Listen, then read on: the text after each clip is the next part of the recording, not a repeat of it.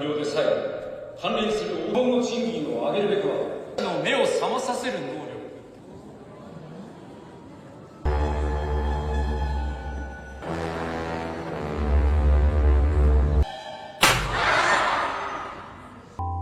Hi, back with me, John. In this video, we will discuss the storyline of the mystery series entitled Land of Tanabata. In this series of stories, a student has supernatural powers that make him able to make holes. Because of his strength, this student has to face difficult situations he never imagined before. However, before we get into the storyline, Mimin wants to remind you that this content contains complete spoilers. Don't forget to like, comment, subscribe, and turn on the bell. Without further ado, let's get straight to the storyline. In ancient times in Japan, a clan leader named Masayori Murakami had to face a serious problem. There, a member of the Murakami clan named Tadayori Minamimaru was beheaded by a ruler named Michiyasu Shimadera, who had been Masayori's superior. Well, it turns out that Tadayori was sentenced to death because he opposed Michiyasu's plan to build a castle on Mount Murakami, which had been in the Murakami clan village area. Through a threatening warning letter, Michiyasu finally ordered Masayori to immediately vacate his village so that Michiyasu could start building the castle. However, Masayori firmly refused, because he was a leader who really protected his village.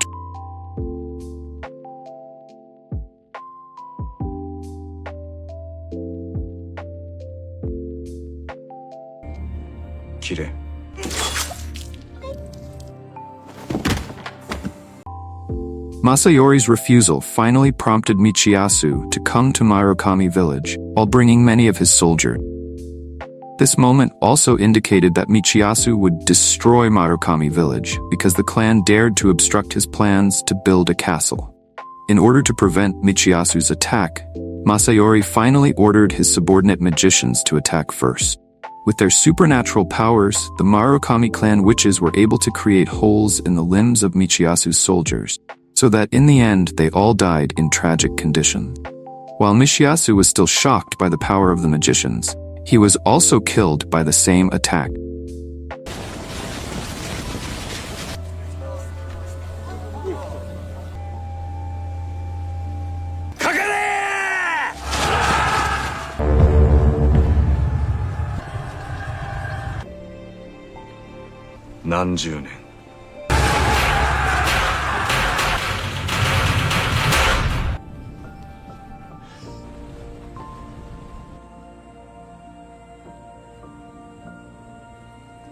While Michiyasu was still surprised by the power of the magicians, he finally also lost the power of the magician.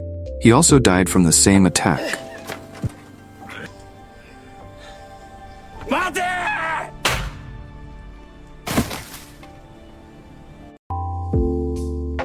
Hundreds of years later, in the present day to be precise, we are introduced to a student named Yoji Minamimaru, who is familiarly called Nanmaru.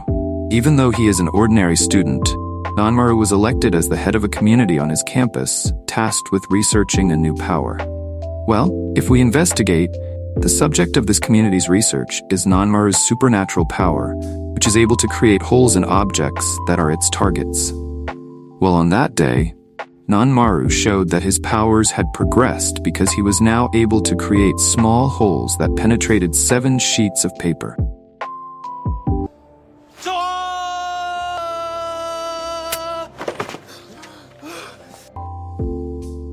Even though his level of strength is still low, Nanmaru is still admired by some members of his community, to the point that he is predicted to be the savior of the world. Despite his amazing strength, Nanmaru actually feels troubled. The reason is, up to now, Nanmaru still hasn't been able to find a job, even though his education has entered the final semester. In the midst of his unrest, Nanmaru remembered his childhood with his grandfather. On one occasion, Nanmaru's grandfather tried to teach his grandson how to use his supernatural powers. Turning to the present, Nanmaru is suddenly asked to meet a lecturer at his campus named Emi. Emi then told him that Nanmaru might be a descendant of Masayori Murakami. Considering that Nanmaru has the same supernatural powers as the Murakami clan wizard, if this theory is proven correct, it means that Nanmaru has the same ancestor as Professor Masami, who is Emi's colleague. So, the problem is, Masami disappeared while researching his family lineage in the town of Marukawa, which used to be the Marukami village area. In order to find clues regarding Masami's location, Emi asks Nanmaru for help in contacting family relatives who may be connected to the city of Marukawa. Nanmaru is finally willing to help because he begins to believe the theory that he and Masami have the Masayori Murakami bloodline. Long story short, after contacting his family, Nanmaru confirmed that he had no clue about Masami's whereabouts. As a result, Emi has to face a dead end in finding Masami, who has been her partner in researching the Murakami family lineage. After that, Nanmaru managed to stop Masami's wife, who was about to stab Emi. Apparently, Masami's wife carried out the attack because she felt Emi was responsible for Masami's disappearance. Because of this incident, Emi finally felt guilty, so she became even more motivated to find Masami. When the situation calmed down, Emi brought evidence from Masami's wife which showed that Masami had the same supernatural powers as Nanmaru. It's just that Masami was able to create a bigger hole in his target. Well, this is the similarity in strength, guys, which strengthens the theory that Nanmaru and Masami are descendants of Masayori Murakami. At the same moment, Agaya, Emi's assistant, told him about the news of a murder case that had recently occurred in Marukawa town, which, as we know, used to be the area of Marukami village. Nanmaru then suspected that the perpetrator had the same supernatural powers as him, because at the crime scene and in the victim's body there were holes found.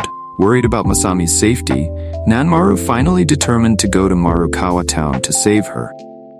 Towards his departure to Marukawa town with Nanmaru, Emi had time to watch the coverage news of a murder that occurred in that city. While the identity of the perpetrator is still unknown, the police confirmed that the victim was a director of a construction company named Toshio. Toshio was murdered while he was planning a golf course construction project in the Mount Marukami area.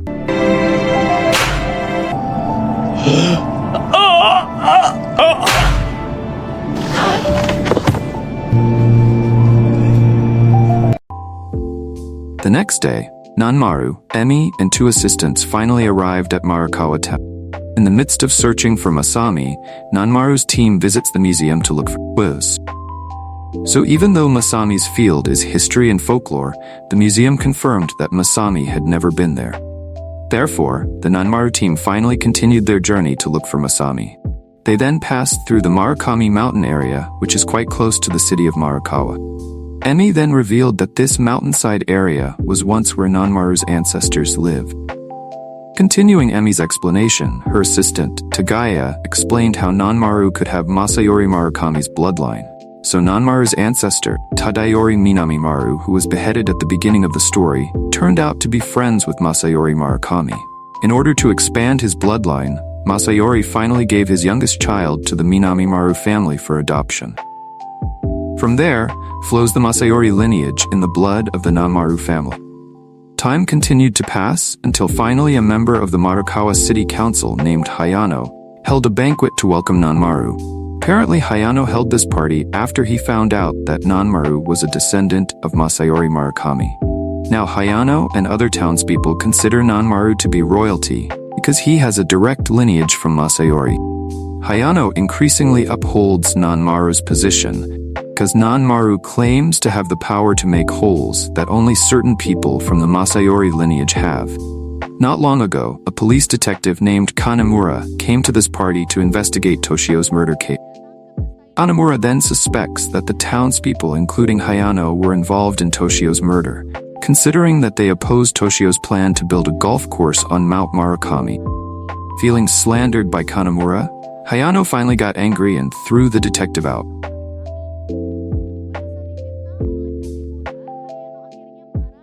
The next day, Nanmaru's team climbs Mount Marukami to look for Masami. On the way, they met Hayano, who at that time was preparing for the city festival, which would be held soon. So, according to applicable regulations, climbing Mount Marukami is actually prohibited during the preparation period until the festival takes place. However, especially for Nanmaru, Hayano was finally willing to allow the climb. While it was still light, Nanmaru's team immediately climbed the mountain in the hope that they could get clues.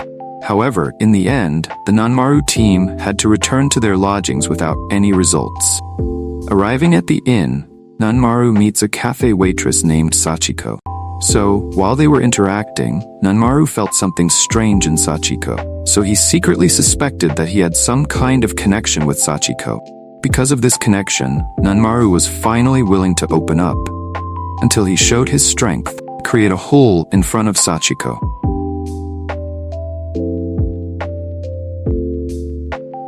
Entering the time of the festival, city residents gathered while enjoying food near the slopes of Mount Murakami, where the event was held.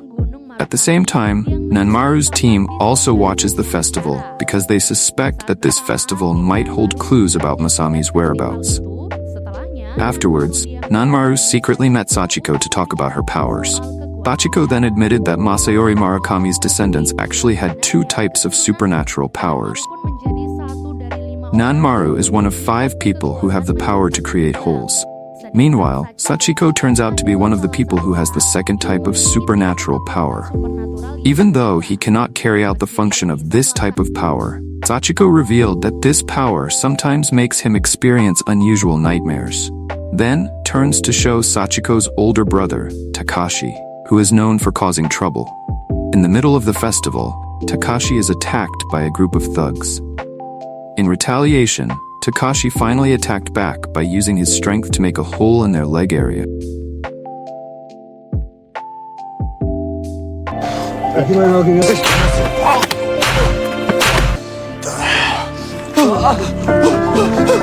This moment also proves that Takashi has the power to create holes like Nanmaru. On the other hand, Emi and her assistant Tagaya saw the light of a campfire at the top of Mount Murakami. Out of curiosity, they ended up climbing there, even though they had previously been warned that climbing was prohibited during the festival. Arriving at the top of the mountain, Team Emi secretly witnessed a ritual being carried out by a group of people dressed as Masayori Murakami. Team Emi was finally chased by these people after their actions were finally exposed. The group carrying out the ritual then attacked Tagaya because he dared to see the secret ritual. In order to end this conflict, Emi emphasized that she actually only intended to look for Masami's group, and then hinted that Masami was not with them. At the end of this moment, the group frees Emi and Tagaya because neither of them saw what the group was actually doing in the ritual process. At the same time, Emi's assistant Sakuragi shows the Marukawa City newspaper to Nanmaru.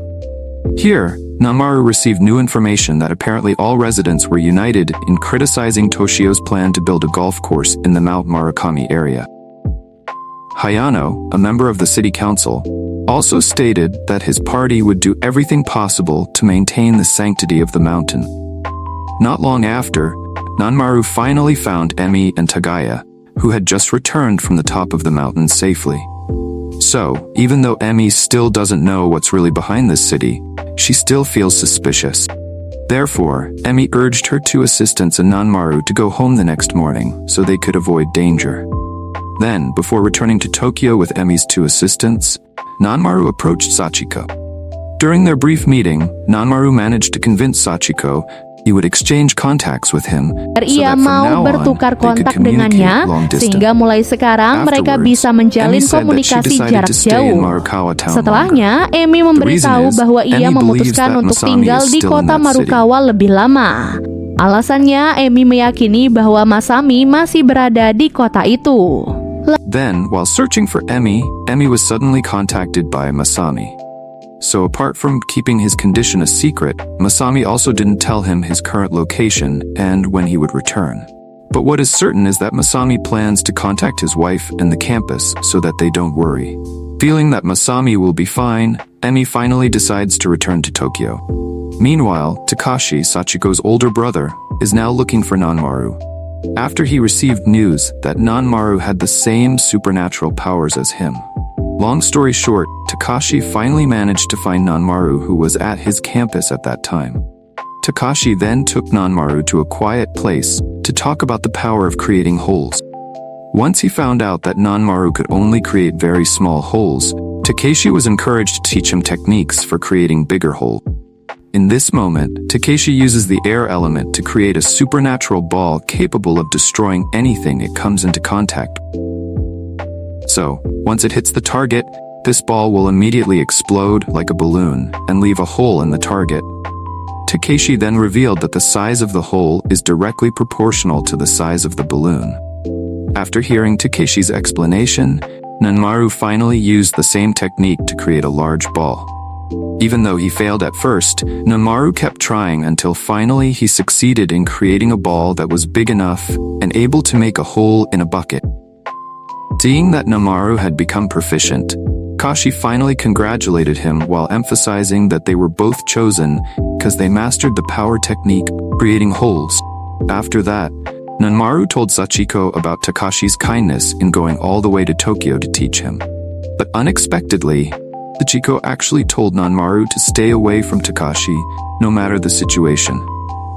In the middle of his free time, Nanmaru shows the development of his strength to Emi and his two assistants. Nanmaru then admitted that he could create a big hole thanks to Takashi's teaching. When Emi heard this, she immediately worried about Nanmaru, because now Emi is starting to suspect Takashi of being the perpetrator of Toshio's murder. After learning about Emi's suspicions, Nanmaru had trouble sleeping because he wondered whether Takashi was Toshio's killer. In the midst of this situation, Nanmaru was suddenly contacted by Takashi. Feeling that Nanmaru's power has great potential, Takashi finally asks Nanmaru for help to do something. Time continued until finally a mysterious man approached the location of the speech by a famous figure named Toshiro. As the owner of the power to create holes, the mysterious man finally secretly created a giant ball and moved it close to Toshiro. Not knowing the ball's deadly capabilities, Toshiro tries to touch it out of curiosity. Instantly, the ball immediately exploded and resulted in Toshiro dying and losing half his body. This terrible incident immediately made all the spectators run away in fear. Thank you very much for watching the storyline this time and continuing with part 2.